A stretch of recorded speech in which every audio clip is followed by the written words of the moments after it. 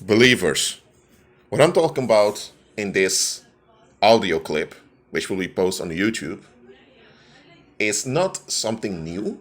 I've spoken about it various times. Past 7 years, I've been on YouTube with this YouTube channel. But it's something that many believers just don't recognize when it happens. That's the following. When demons want to use you as an asset to spread their misery, they will always seek some type of agreement with you to blackmail you. See it like this. You have this scam artist, okay? And this scam artist, he wants to scam. He wants to get something from you without having to pay anything or without having to give anything of value in return. But for him to just come and take it away, that would be theft, obviously. And because if he would come and just take it away, people would retaliate against his action. Because they would say, hey, you can't do that. Let me give a parable. Let's say you have John. John is a burglar. He broke into many homes, but he was arrested one time and he got 5 years in jail. But due to some mistrial, he was released. And John realized, you know what? I cannot do this anymore.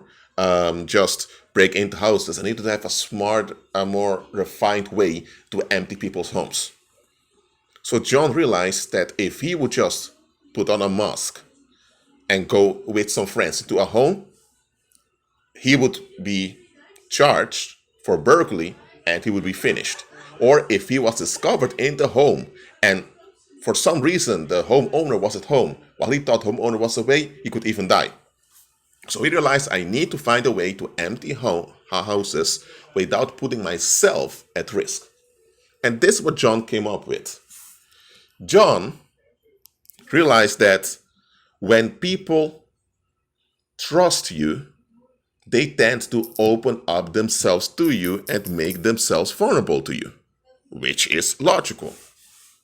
And John also figured out that a lot of people in a certain neighborhood were plagued by bed bugs. Bed bugs was one thing many people hated. So John came up with a plan. He had to convince people that he ran this bed bug extermination company that had a high review. So he and his buddies built a website.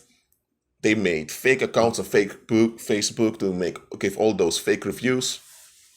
And then he purchased a colony of bed bugs on the black market and he released it in a community. By doing that, a lot of people were upset with the bed bugs that bed bugs problem became worse. The reason it became worse because he released a colony of those bed bugs in a neighborhood. Nobody was validated because nobody could trace that he was the one doing it. But look at this. One day he came to the neighborhood and he pretended to have bad luck with his car and he got into a conversation with one of the local homeowners who helped him out with his car. He was talking about that he was working for this bed bug extermination company. So the homeowner thought, what? You work for one of them? Well, we really need one of them around here because we are bothered by those bed bugs. So John said, really? Well, let me make a call for you. Maybe he can come and help you guys out. And homeowner said, yeah, but all of us around here are bothered by it. He said, don't worry, we got this. So John and one of his buddies, fellow criminals who faked being the boss, came around and he had to inspect the buildings to see how he's going to help exterminate it. And by doing that, they were able to see what for valuable belongings people had in their homes. There were like 24 homes where they were allowed in, and they managed to secretly take pictures of many stuff. And they told the homeowners, we can do all of this next Sunday. So if all of you are gone next Sunday for a few hours and come back, it will all be done. So the people agreed. They all went to some picnic out of town. And when they came back, you get it already. When they came back, everything was gone from their homes. Everything. What happened here? John and his gang, they knew that if they would just force themselves into the homes, they would lose. So they had to find a way to be invited into the homes of those people. So they tricked the people into inviting them. And after people invite them into their homes, nobody could charge them anymore. Why? Because they didn't break in, they were invited. Even though the invitation was coerced through psychological tricks, it was still an invitation. So by law, they could not be prosecuted. And when they were in, they had to exterminate bed bugs. So they had to take some pictures of the homes, see how the homes were designed. So that was their excuse, as that's the opportunity they took to take pictures of homes to figure out how to rob everything. And when they received keys from the homeowners, they came and they did what they had to do. They sprayed for the bed bugs and they took away stuff from the homes. So what would happen now if police would come? John can tell, not John, but the others can say, hey, we came, we exterminated the bed bugs. And if you look at the cameras, CCTV cameras, you can see them coming and spraying around. But one of the criminals was a technician who shut down the CCTV after the guys left, and then other guys came in and robbed all the place. So now they have a backup, because on CCTV camera, it's shown that they entered in and sprayed around. But when the CCTV was shut down later, others came and robbed the place. So now, John and his gang can hide behind the fact that after they left, people came and robbed the place. And they just handed over the keys to the homeowners as a promise. So the homeowners both had to pay them legally the money for spraying against the bed bugs, and now they also lost everything. So now the criminals got double for their trouble. Now, that was a long parable, I know. But in this parable, this John and his gang acted wisely. They knew just break into one of those homes is a high risk. The chance of them dying is there, or ending up in prison for years. They didn't want that. They needed the victims to comply with the burglary. They couldn't just come and say to them, hey man, I want to rob your house. Please give me the keys so I can go and do it. They know they couldn't do it that way. So they had to come up with some excuse, some psychological trick that would trick people into inviting them. And once this was done, once this succeeded, they had free game. Now, just like this John in this parable psychologically tricked the people into inviting him into their homes, the same way demons use other people to trick you into opening up yourself to their filth and their darkness. Demons can only operate in darkness. So for demons to take advantage of you, they need to trick you into some type of darkness. So demons need to trick you in some type of dark thinking for them to gain a hold on you. And this is how it often goes in reality. There's something out there that bothers you.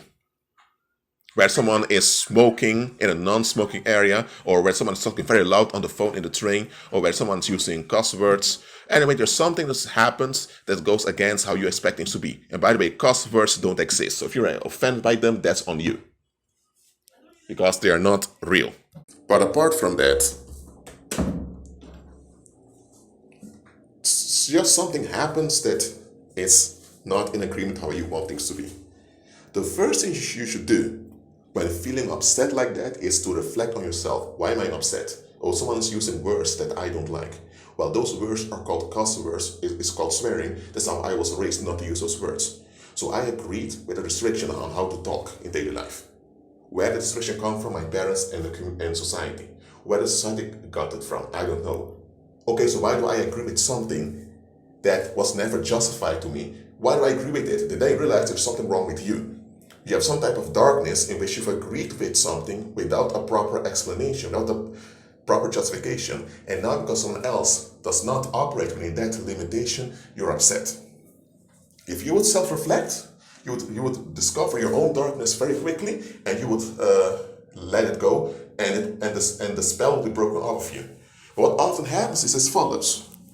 People don't want to self-reflect. When they're upset, they just want relief from the pain they're feeling. So they want to exercise some type of force or control on someone else so that they can have it easy. See, so if someone's using cuss words, people want to shut them down, or so that they don't hear things they don't want to hear. Or when someone is talking loud on train, we want to shut that down. Or when things just don't go our way, we just want to unload so that we don't have to deal with the situation.